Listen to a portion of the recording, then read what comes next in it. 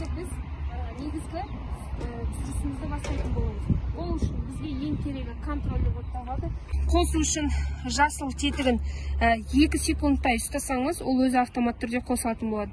Контроллер бірінші біз түсірісті бастамас бұрын проектқа кіреміз, создать проект. Бүгінгі күннің немесе өзіңіздің атыңызды жазып, өзіңіз таба алатындай сақтаймын. Функциялары уже автомат түрде берілген. Сіз ештеңені өзгертіп қажет емес. Жай ғана принять деген жаңағы тетігін басатын боласыз. Бізден сіздер көріп тұрғанда экранда біздің жаңа антеннаның биіктігін сұрап тұр. Төменгі вырезна дейін есептеп аламыз. Контроллерді аламыз.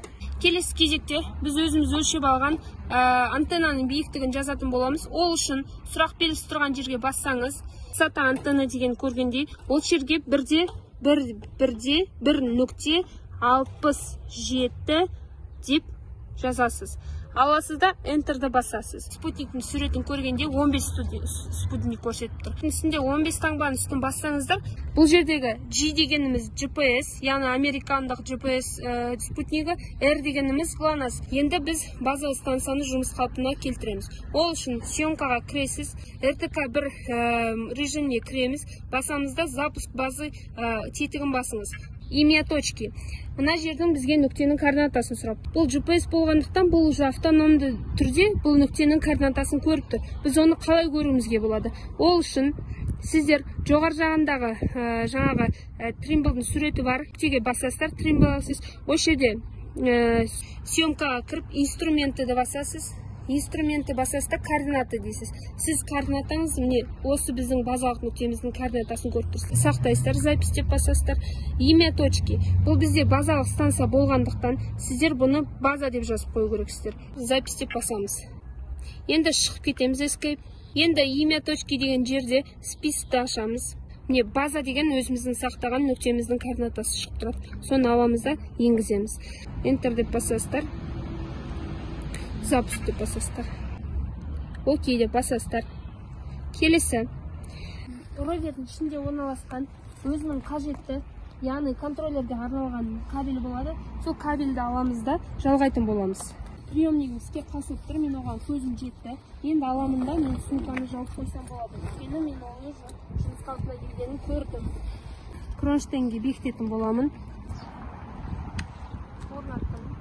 Сіздер көріп тұрғандай, міне менде 13 спутник ұсталып тұр, және радио модемнен мәлімет келіп тұр, базалық станциямнан. Енді жаңағы өзіміздің қолыма ұстап тұрған кішкентай антеннаның биіктігін енгізетін болатын. Ол үшін мына жерге сұрақ белгісіне кіресіздер. Бұның негізгі стандартты биіктігі 2 метр болып табылады. Сіз аласыз да өз кезеңізде 2 метр деп жаза салсаңыз, ол өзі сақтап кететін болады.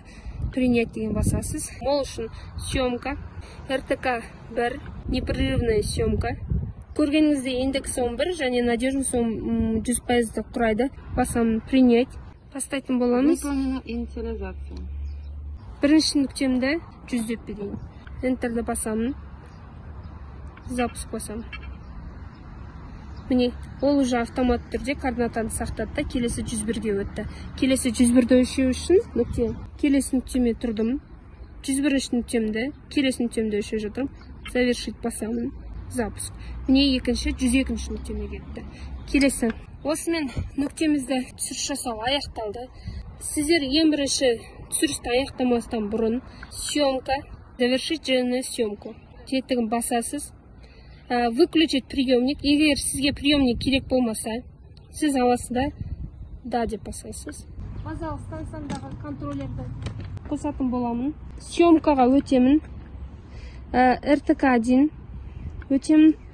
Завершить және съемку. Яғни роверде де базалық станцияда да және съемканы аяқтау керек. Выключить приемник. Бізге приемник яғни қабылдауыш керек емес. Окей. Назарларыңызға рахмет.